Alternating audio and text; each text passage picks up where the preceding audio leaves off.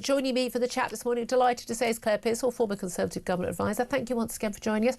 You, of course, one of the people working in Parliament who got that message from the Chinese. Have you from the Chinese? Probably was from the Chinese. They probably wrote it from the parliamentary authorities on behalf of MI5 about the Chinese. I wonder if you're going to get one about the Russians. Oh, I hope so.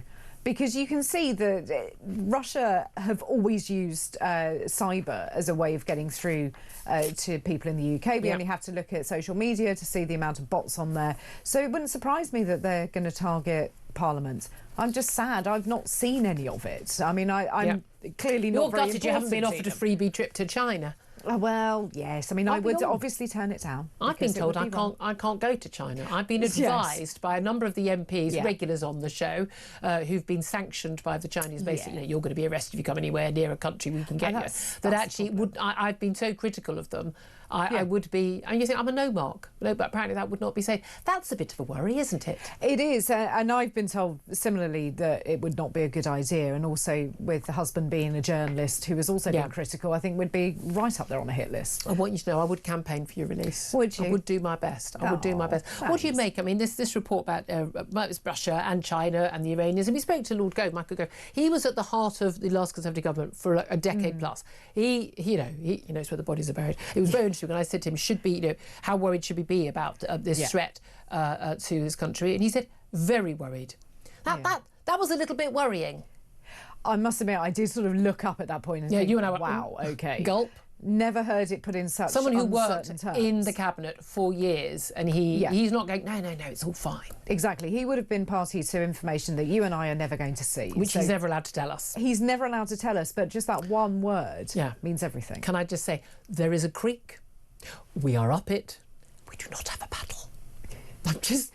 There is a creek, we're up it, we don't have a paddle. It is that simple. I mean, this Defence Select Committee report is, it's stark. It is stark. They've reported, and this again, it's cross-party. Britain is not ready to defend itself from attack. We're moving at a glacial pace in face of renewed threats from Russia and China. We're failing to meet our NATO Article 3 defence obligations, and that is to maintain and develop individual and collective capacity to resist armed attack. We can't help our allies. We can't help ourselves. We have, their words, next to nothing when it comes to integrated air and missile defences. I mean, has anyone been watching what's been going on in Ukraine for the last 3 years? And we lack a plan for defending the homeland and overseas territory. The Labour's Tan Desi, the committee chair who was on JK's show earlier on, said MPs could not bury their heads in the sand anymore, and the government must be willing to grasp the nettle and prioritise homeland defence and resilience. I mean, they visited NATO sites across Europe. They've taken evidence from defence experts and military chiefs. We are absolutely, can I say we're absolutely buggered, guys? But this is the reality. We know we've got this threat from Russia. He's not pretending. When we've got Russian spy ship on the edge of UK waters, it's entered our wider waters. Again, they're not allowed in our actual, the 4 mile of our water, but a vessel designed to gather intelligence and mapping our undersea cables. A Royal Navy frigate and RAF planes have been deployed to monitor the Russian vessel, says the Defence Secretary John Healey. And I love this at the end. Russian action is deeply dangerous. This is the second time this year that this ship, the Yantar, has deployed in UK waters. So my message to Russia and to Putin is this. And he said very, very, very sternly in front. And he had 2 Union flags behind him. So it must have meant something. We see you. We know what you're doing. And if the Yantar travels south this week, we are ready.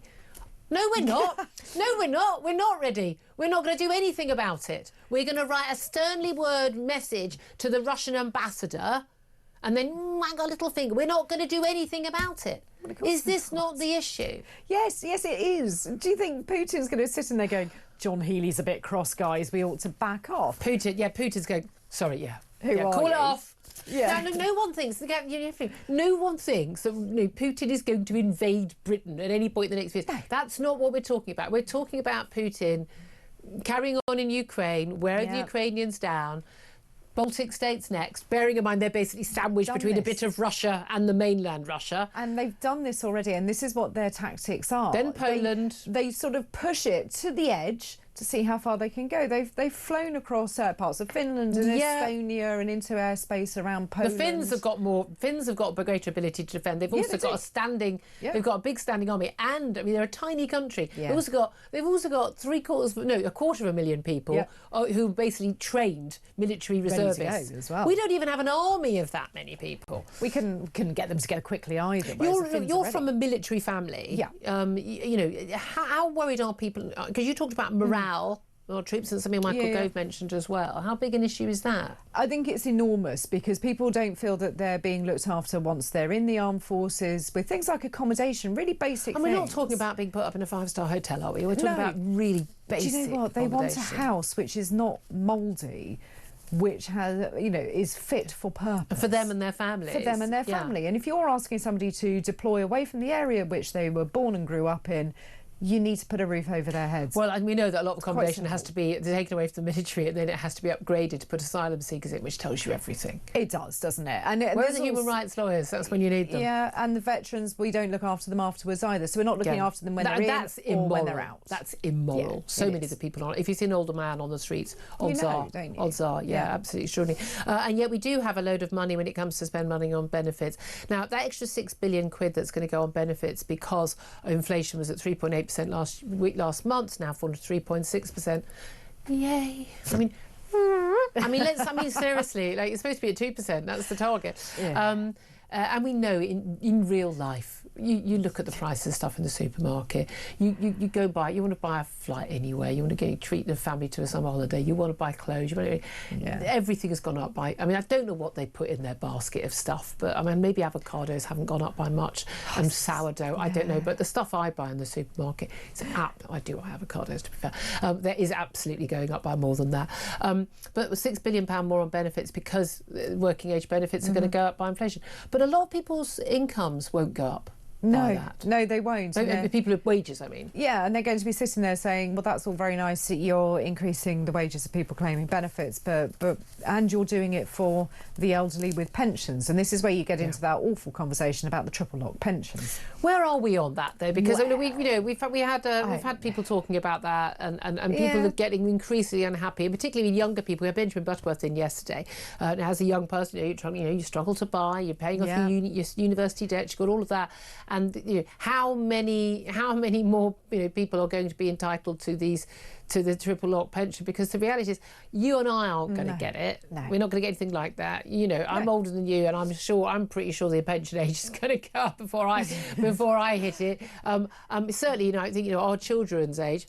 They're not going to be able to retire at 65 or 68. I mean, give me a break. No, and it's going to keep increasing. And when the triple lock was introduced, it was because the rate of increase of the state pension hadn't kept track, and they hadn't been wasn't there like a 12p increase or something? Yeah, I mean, obscene from under Gordon Brown. There needed to be a little bit of reordering of the pension, and that was right. But you can't just keep these things in forever. But the problem with government is once you introduce something, it's very hard to take and also it away. Old people vote.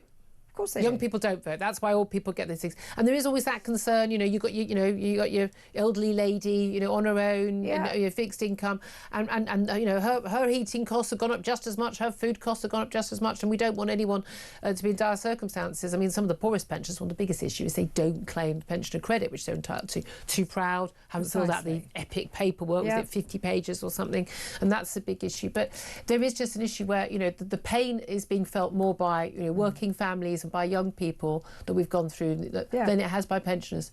And that's the reality. Pensioners actually, weirdly, didn't suffer that much during lockdown. Yes, people were isolated. Well, so were a lot of young people as well. In fact, I think a lot of older people actually had more contact. People bothering to care, visit them. And well, not my mum. She was like, sod this. No point being, she was like, I think she was 79. She went, this isn't worth, Yes. She may or may not have occasionally broken COVID rules and cared not a jot, and I'm rather proud of her for that. She's like, I said tell the police you're a retired GP, you know what you're doing. But you always blame the dog. I'm out with the dog. The dog ran away, whatever. But this is the thing. I mean, it's just it's young people who've been really hit hard by everything, and they're going to be paying for it all for the rest of their lives and their taxes. And I think we're going to have to, start worrying more about that said, or we're just going to have to go, full on Blade Runner, and we're just going to have to, sorry, Mum and Dad, time's up, you're done. Do you think there's going to be a time limit on this? I don't know. What is it? What's it go? I mean, I'm 57. I'm hoping to get to... I'm hoping I've got about another 40 years. So, I sort of start to look at my age and going, well, you know, I want an expiry date set by my small child. Maybe this is why the government's so keen on assisted suicide. They're just going to kill everyone off. That's it. Don't have to pay out then, do you? I know, I'm serious. I mean, genuinely, you start worrying. What do you make of all the young people in particular who are fleeing the UK? It was expected that, I mean, I don't know why we bother having any estimates ever by the Office for National Statistics, whether it's about people coming in, people leaving, people in work. They haven't got a clue. I mean, they must be literally going, oh, put my finger in the air. Yeah, I think it's 25,000. I mean, they're literally making stuff up. They predicted in the calendar year of December 2024 that 77,000 Brits left the country. Now, we had a huge number of people in, but there was a big cut in the number of people from 2024 after they realised, we've let in, 1,200,000 people in. But it turns out actually it was 257,000 people, more than 3 times the number actually left the country. They're doing a bit more sensible analysis, so it's not just sort of exit entry. They're actually looking at people's national insurance, and have you paid tax? Oh no, you may well have left the country. You're not claiming benefits. You may well have left the country. So net migration looks lower than it was because we've still got a load of people coming in, but more people have left. And this is why, which distorts the figures rather a lot. But the key thing is who's leaving? Wealthy pensioners who can afford to leave. I mean, they're maybe not feeling wealthy, but you can afford to go and buy somewhere in Spain. You're probably better off than most. You know, and a lot of I know so many young people. Got your millionaires, your billionaires. Bye, I'm off. And you've got a load of young, upperly mobile, techie people. They can take their work anywhere. They can go and buy themselves a nice place in Portugal or Greece or Dubai or whatever. Pay minimal tax. I mean, we're losing some of our brightest and best. This is a serious worry. It is. When you see places like Cyprus are offering up visas, as long as you have the money to put into a property, I think it's what, 300,000 a friend of mine's building a house in Cyprus right now. Yeah, as long as you can do that, and they say you can come here, and of course you can work from anywhere these days. You can dial in, you can work remotely. Why work from Hackney or Sheffield when you can work from you can work from Paphos. Thessaloniki. Very nice. Why wouldn't you? But young people are also looking at what is in it for them to stay in this country. It's not looking very attractive. They're not going to be able to buy a house. The jobs are not great, with employment rights being sort of held over. Well, also there's no benefit to being hard working, a lot of people feel, because if the people who are just taking the mick and complaining to HR every 5 minutes that someone looked at them the wrong way or asked them to do their job, and then you're getting passed over, or especially if you're a young white man now. Bad time to be a young white man. Yeah, but you're going to be looked over for pretty much every job because you're not going to fit into a handy tick box, are you? So I don't blame people for leaving, and I like but I blame the government because I don't want our young people leaving. We want this to be the powerhouse economy that people want to come to. That we can pick and choose the brightest and the best from other countries. Yes, PhD engineering student who's going to build rockets. Yes, top cancer scientist who's going to come. We want you. You're going to pay a load of money in tax. You're going to do something useful for. We'll take you. We just don't want someone from a backward village in the middle of nowhere who can barely speak English and has no skills. But what message does it send? Call me old-fashioned. I mean, sorry for that terribly controversial view, people. I just see it was the most reasonable thing for anybody. It used to be what we did, and again, it's like, well, Australia does. Let's have a points, but points based. Are you healthy? Have you got a job? Have you got qualifications that we need? Yeah, we'll take you. Exactly, and this is it. And what message does it send to the rest of the world that our young people and our entrepreneurs want to leave? Why would any company then want to invest in United Kingdom PLC when they go, well, all your people are leaving? There's got to be a reason. Absolutely. Let's also talk. I'm going to talk about the Princess of Wales. Now, I'm going to make people cross when I say this, because I know lots of people, you're very big royalists, a lot of my audience, and you'll know that I'm not a big royalist. I've got a lot of time for the late Queen. I rather like the current Queen, I have to say. And certainly the late Queen did. I mean, if you're going to have a Queen, wow, that's as good as it gets, folks, in terms of the job she had to do. But I want to talk about the Princess of Wales, Kate, who's someone who can do no wrong in the media and the public's eyes. And yes, I've always said of this woman, she understood the gig. You marry a prince, you have to keep your mouth shut, you produce some beautiful heirs, you look wonderful, and she's done that. And I'm very sorry about her health issues, and I'm very much of the view that everyone really should have just left her alone during an awful lot of that, to get through what she had to get through with her family. She has, though, given a speech, a rare speech, people are saying, and it's calling on business to value time and tenderness just as much as productivity and success. It's part of her push to make society put the needs of children first. Now, you'd say, putting the needs of children first, and she's talked a lot in her, setting up her, organisations and charities about young children's development. And we know how crucial this is. And it's a very non-controversial thing. It's the sort of thing, American first ladies do. And you're not upsetting anybody because it's non-party political. You're not criticising government policy. And it's very safe territory. And I'm sure she means well. I'm sure she's a very nice lady, and I'm sure she's a very, very fabulous mother as well, judging by the kids she's turned out. But I've got a real issue with someone who left uni, had a very rich family. She pretended to have a job at Jigsaw. She didn't actually do a single day's work at Jigsaw. She then worked for the parents' company. It didn't really do much for them, just a bit of PR. And then became, a fiancée and then, a princess. And I know I wouldn't wish being a royal on my worst enemy. But, you don't have to get up at 6 a.m. and go to work every day, the same as a lot of other people. I have a bit of an issue with a royal who lives in splendour and doesn't have to run a business and deal with that, telling businesses that they shouldn't focus so much on productivity and success, i.e. making money, the point of the exercise. They should be focusing more on time and tenderness and putting the needs of children first. I don't think that's the job of businesses. I don't even think that businesses should put their employees' mental health or anything first. I think we've got this all completely the wrong way around. I think you should go to work and do your job that your employers told you to do, or don't do the job and leave. And employers have a job to do, which is to get you to do the best you can to make money, make profit for their shareholders, to pay their staff, maybe give them bonuses and pay rises and produce a product or a service that people want to buy. I don't think that it's up to business. If they want to do work and charity work and be lovely employers, that's fine. I don't think it's the place of a royal princess to tell businesses that are struggling to make ends meet and struggling to keep food on the table for their own families and to keep their employees in jobs, that they need to be doing other basically work about kids that has got nothing to do with them. I genuinely think, with all due respect, Kate, I think you should butt out. Yeah. Sorry. I couldn't disagree with a word of that. It isn't the responsibility of a business to make sure that your child or my child is considered or taken care of in any way, shape or form. That's our responsibility as a parent. Yeah. You want your employer to be understanding and flexible. There was a crisis, your child was ill, Absolutely. or maternity, paternity leave, things like that, but most of that is legislated for anyway when it comes to paternity or maternity leave. And most employers are pretty reasonable. If you have to go because your child is sick, then they just go, OK. And people like you and I will also make up the time in jobs, and you will go above and beyond. So I think that it works all ways, and I don't think you can ask businesses to be particularly lenient just because of children. Not every employee will have a child. Which she says, as business leaders, you will face the daily challenge of finding the balance between profitability and having a positive impact, but the two are not and should not be incompatible. Well, yeah, sometimes they are. Sometimes they are, and at that point, businesses are entitled to choose profitability because that's what they're doing. I'm just saying. You think, I just think people who haven't run businesses don't really understand quite a lot of the pressures that a lot of small business people are on. I'm sure she means well. I'm sure she's a lovely woman. I'm not having to go at her personally. I just think badly advised. Yeah. Let's go with badly advised, in my view, putting a tuppence with on that. But there we are.